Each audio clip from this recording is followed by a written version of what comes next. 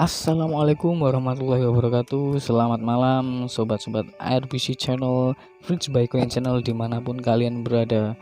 Saya doakan semoga kalian sehat-sehat selalu ya dimanapun kalian berada.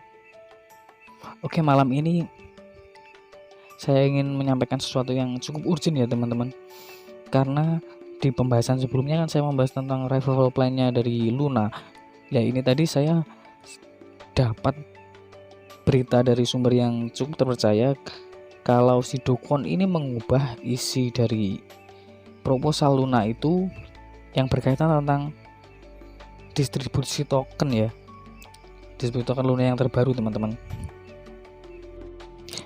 Oke, sebelum masuk pembahasan saya akan berikan lagi informasi yang menarik teman-teman, bahwa di channel kita ini akan ada giveaway sebesar 3 juta rupiah untuk 10 orang pemenang saat subscriber kita mencapai 2000. Lalu gimana cara dapetinnya? Caranya cukup gampang, kalian cukup tinggal like dan subscribe channel ini.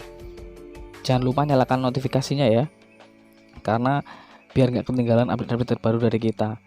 Kalian bisa komen di bawah, komen mengenai apapun tentang token yang sedang dibahas, ataupun kalian request ingin dibahas tentang token apa. Kami akan mencarikan dari sumber yang terpercaya dan menyajikan kepada kalian semua. Kita cek ombak dulu, kita lihat kondisi market terkini ya. Market terpantau masih hijau-hijau, tapi hijaunya ini hijau semu ya karena masih jauh sekali dari ATH. Bahkan dari sebulan yang lalu market hari ini masih jauh. Kita lihat Bitcoin masih tertahan di kisaran 30.000, ETH juga di 2000-an, padahal 2 minggu yang lalu ini sampai 3000 ini ETH. BTC juga ada di kisaran 40 ribuan. Untuk altcoin ya hijau mayoritas ya. Ini yang menarik ada dari Atom, 14% ini kenaikannya. Dari Luna sendiri sebenarnya ada kenaikan 4% ini dari kemarin, dari close candle kemarin sampai hari ini ada kenaikan 4%, tapi masih berkisar di 0,00013, masih jauh sekali dari $1. Ya, ini kalau di Hotbit Luna itu di pair ke NUSD ya, fluktuatif sekali, masih tarik menarik, atas bawah.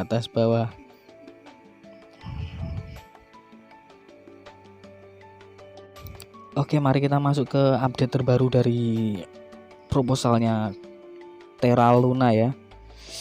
Ini disebutkan di berita Dokon mengubah proposal Terra 2.0 selama pemungutan suara di dalamnya ya. Jadi ini kan saat ini masih berlangsung voting untuk revival plan dari Terra Luna ini ya, tentang pengadaan dari hard forknya. Ini masih dalam tahap voting ya. Ini sementara di tengah-tengah tahap voting ini Dokon mengubah isi proposalnya. CEO Terraform Labs Dokon telah mengubah proposalnya untuk menghidupkan kembali blockchain Terra di tengah pemungutan suara tentang apakah itu harus diterapkan.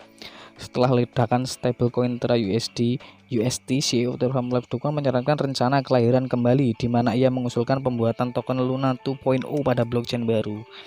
Ya, emang rencananya dia membuat Luna 2.0 dan yang Luna lama akan menjadi Luna klasik ya. Hari ini dia mengamandemen proposal, meskipun faktanya rencana awal saat ini sedang melalui pemungutan suara berantai. Sementara apa yang disebut proposal atau revival plan, rebirth, kelahiran kembali, ini masih berlaku. Orang menyatakan bahwa dia mengedit beberapa parameter distribusi untuk mengakomodasi umpan balik komunitas. Perubahan pertama, mengurangi distribusi token Luna 2.0 ke pemegang UST yang tokennya dipertaruhkan di Anchor saat DePack terjadi. Bagian distribusi mereka berkurang dari 20% menjadi 15%. Oh, jadi ini amandemen tentang distribusi token ya, airdrop token nantinya saat meluncur Luna 2.0. Kedua, Kwon mengubah jadwal vesting untuk 2 kategori pemangku kepentingan yang telah diusulkan untuk menerima bagian dari token baru. Di sini Kwon meningkatkan pembukaan token awal dari alokasi token Luna 2.0 dari 15% menjadi 30%, dengan 70% sisanya dikunci untuk periode vesting 2 tahun. Merupakan hal yang tidak biasa bagi sebuah proposal untuk diamandemen di tengah pemungutan suara yang berantai. Inilah sebabnya mengapa perubahan hari ini dari Kwon telah membuat beberapa orang mempertanyakan validitasnya. Biasanya setiap kali ada perubahan proposal itu dilakukan terlebih dahulu dan bukan saat pemungutan suara. Fatman, seorang analisis dan komentator Terra Anonim, menyoroti fakta bahwa proposal baru harus datang dengan suara yang baru. Ya emang agak aneh juga yang dilakukan Do Kwon ini ya. Dia mengubah isi proposal saat berlangsungnya voting. Kalau orang-orang yang udah voting sebelum ada amandemen, gimana ya, terus jadi ragu setelah di amandemen, apakah bisa suaranya ditarik kembali gitu ya. Tapi mungkin ini memang sudah dipikirkan bulat-bulat ya dari Do Kwon. Bagaimana Anda bisa membuat amandemen yang signifikan pada proposal Midfoot ketika kebanyakan orang telah memilih ya ini. Jadi setelah banyak voters yang sudah menentukan pilihannya, tiba-tiba kan diubah isi proposalnya, ini sangat gimana ya, kan membingungkan. Bahkan mungkin saja orang yang tadinya memilih setuju jadi tidak setuju karena ada perubahan ini ya. Proposal asli Kwon pergi ke pemungutan suara validator pada hari Rabu. Pada saat penulisan, sebagian besar suara 80% mendukungnya, dengan hanya 15% yang menentangnya dengan veto. Masih terlalu dini untuk mengatakan apakah pemungutan suara untuk proposal Kwon akan lulus karena masih ada 5 hari lagi. Jika presentasi tidak dengan veto melampaui 33,4%, seluruh proposal akan dibatalkan meskipun faktanya mendapat dukungan mayoritas dari validator.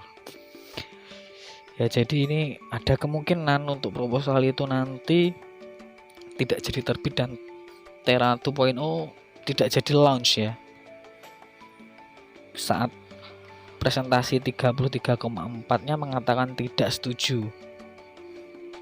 Ya, kita tunggu aja nanti di tanggal 25 ya. Kalau 25 nanti udah ditutup votingnya, tanggal 27 itu jika mayoritas setuju memang akan meluncur Terra Luna 2.0 dan selamat tinggal Luna akan menjadi Luna klasik. Ya, sekian dari saya yang bisa saya sampaikan untuk informasi ini. Semoga bisa memberikan wawasan tambahan untuk kalian. Semoga sehat selalu dan sukses selalu. Amin amin amin.